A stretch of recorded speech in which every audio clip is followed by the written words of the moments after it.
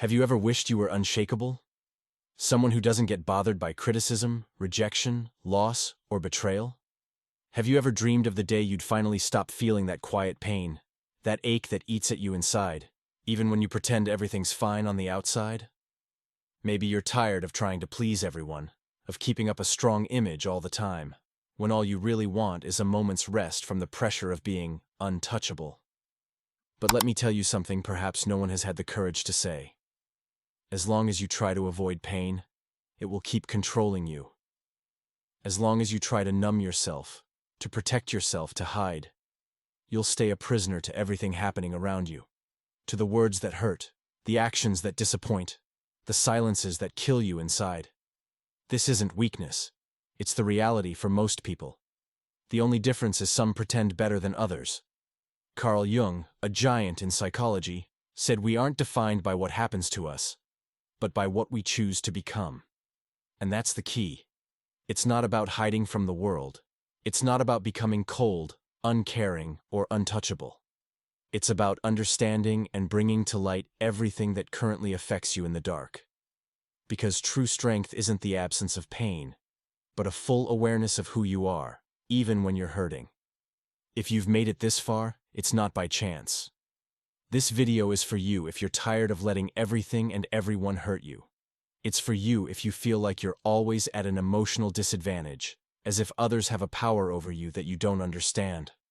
I want to show you it doesn't have to be this way, but you'll have to face some truths that might sting.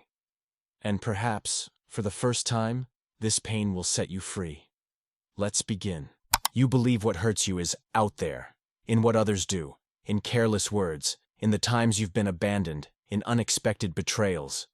But the harsh truth is, none of this truly has the power to hurt you unless there's already an open wound inside you. What hurts you isn't what others do.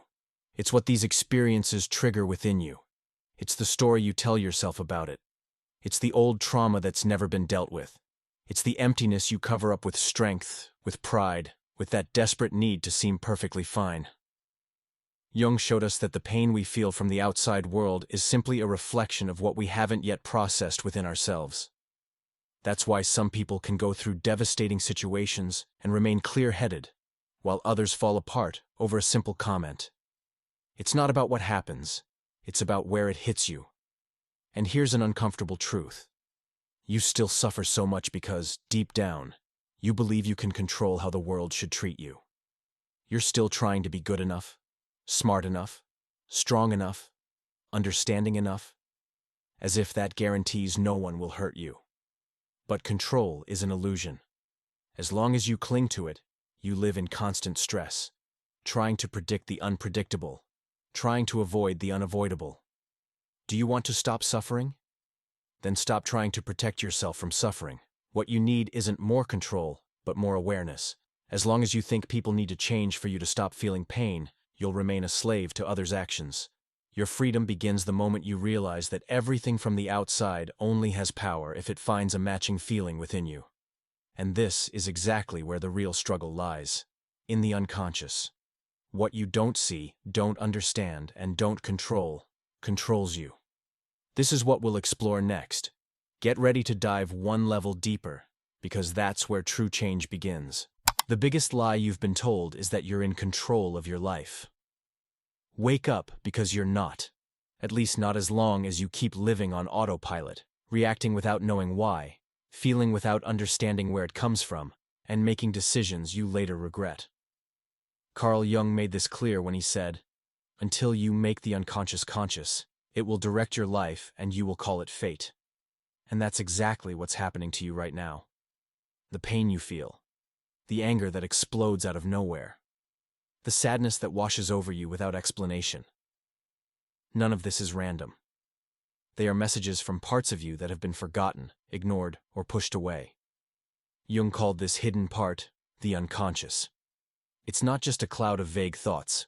It's an active force, a whole system of memories, traumas, desires, and fears you don't want to face, but that keep deciding how you feel and act. You wonder why certain words devastate you while others don't care. It's because those words touch sensitive spots inside you that are still active. And if they're active, It's because you've never truly dealt with them. You've only swept them under the mental rug, and now you keep stumbling over them. Jung said, "We cannot change anything until we accept it. Condemnation does not liberate, it oppresses." And what have you been doing? Judging yourself, holding yourself back, silencing yourself, as if that would fix anything. The truth is, the unconscious doesn't vanish just because you ignore it. It simply finds more harmful ways to show up. In toxic relationships you repeat, in patterns of self-sabotage you can't break, in anxieties and fears that pop up even when everything seems to be going well. This isn't bad luck. It's your unconscious trying to wake you up, but you insist on staying asleep. Do you want to be someone who is no longer hurt? Then stop running away from what's inside you. Because as long as you don't know you're unconscious, you'll be a puppet of your emotions. And the more you try to protect yourself from outside pain, the more vulnerable you become to internal pain. But there is a way out, and it's not in defending yourself. It's in integrating yourself. Becoming unshakable isn't an act of resistance. It's an act of deep self-knowledge. This is what we'll explore next. What it truly means to be someone who is unshaken, and why this strength comes not from building walls, but from acceptance. Let's continue. Most people think the only way to avoid getting hurt is by closing themselves off. They build walls, create masks, develop emotional shields, and pretend nothing affects them. They say, "I don't care anymore. Nothing gets to me." But inside, they continue to bleed. They keep eroding. Because the problem was never about feeling. The problem is not knowing what you're feeling and why. And this only happens to those who don't yet know themselves. Jung was clear when he said, "Know all the theories, master all the techniques, but when touching a human soul, be just another human soul. And that human soul you insist on hiding behind a strong, unbreakable, controlled persona? It's screaming to be seen." Becoming emotionally strong has nothing to do with being cold. It has nothing to do with ignoring pain, avoiding conflict, or pretending not to care. It has to do with integrating, with accepting, with bringing to light everything you've buried in the dark. You don't become untouchable by creating a barrier between yourself and the world.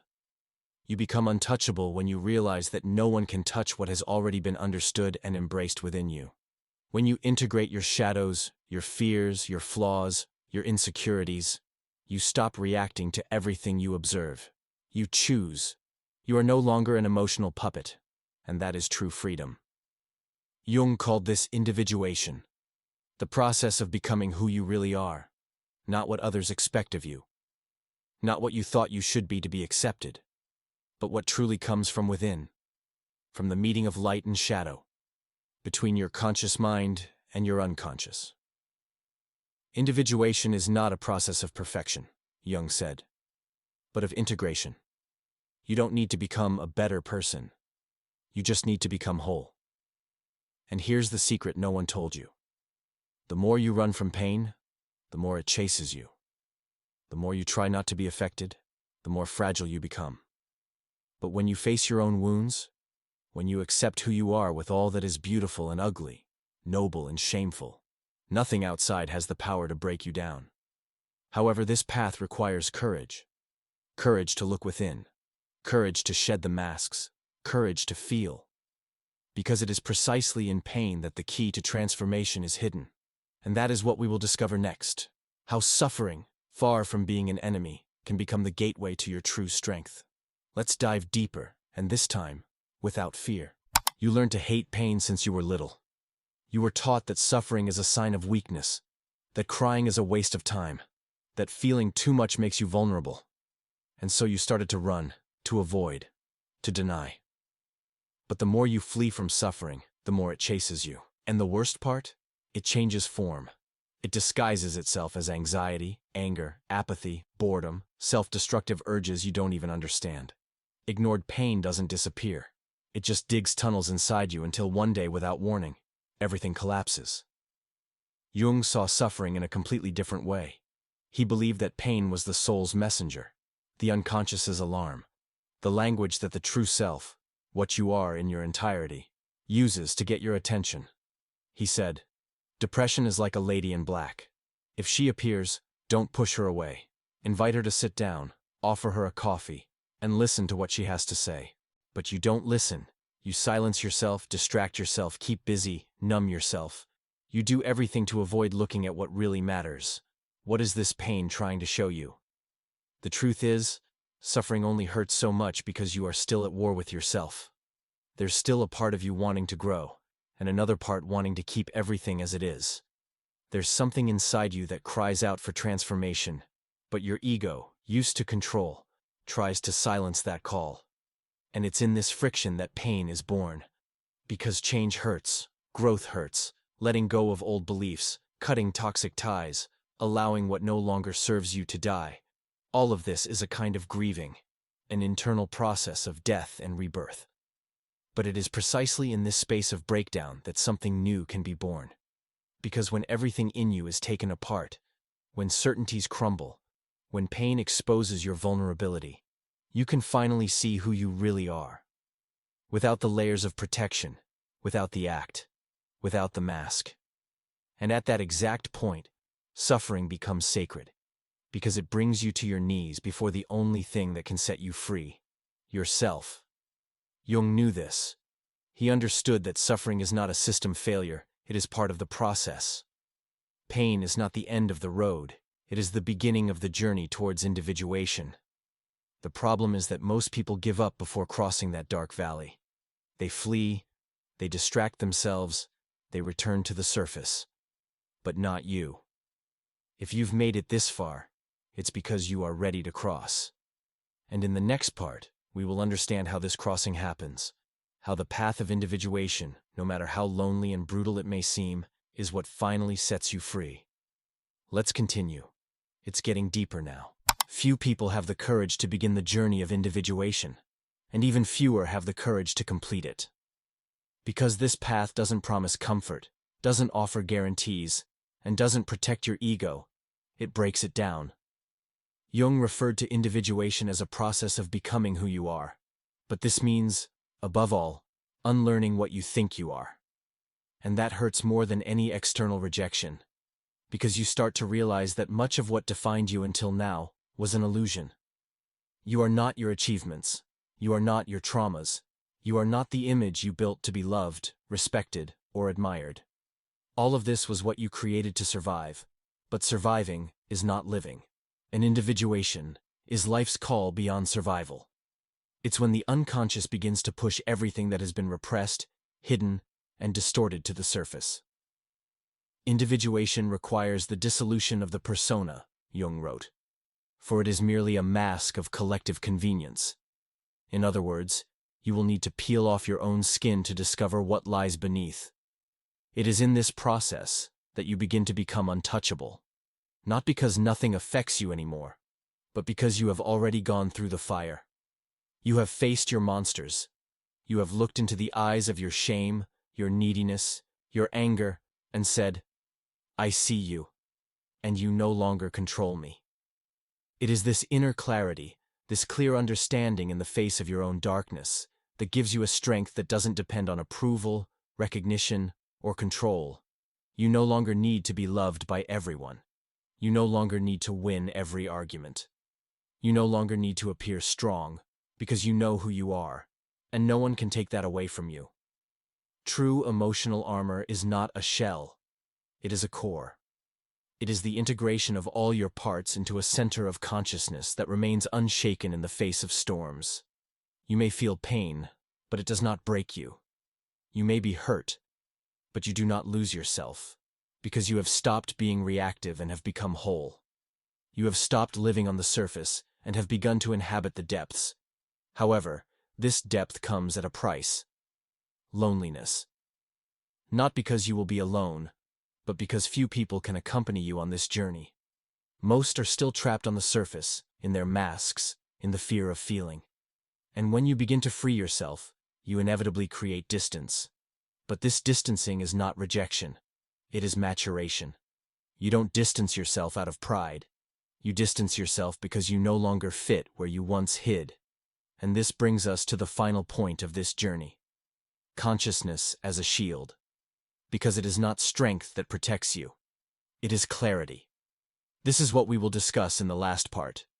Consciousness as the only state in which nothing, absolutely nothing, has more power over you. Let's finish this crossing together. We are almost there. Now that you've made it this far, something needs to be said very clearly. Nothing, absolutely nothing, will shield you from external suffering if you remain unaware of what happens within you. Words will continue to hurt. Rejections will continue to sting. Losses will keep bringing you down until you awaken. And awakening is not a magical event. It is a daily choice. It is looking within, even when it hurts. It is taking responsibility for everything you feel without blaming others, the past, or fate anymore. Carl Jung said, "What you resist persists. What you accept transforms." You have spent your whole life resisting. The fear of not being enough, the emptiness of rejection, the pain of loneliness, the anguish of not feeling seen. But what did you do with that? You hid. You silenced yourself. You tried to control everything. You tried to be perfect. You tried to be strong. And all of this has brought you here. Exhausted, tired of fighting against the world and against yourself. But now you know. True emotional immunity is not hardness. It is clarity.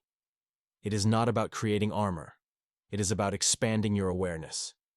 Because when you understand your triggers, your patterns, your wounds, the actions of others lose the power to destroy you.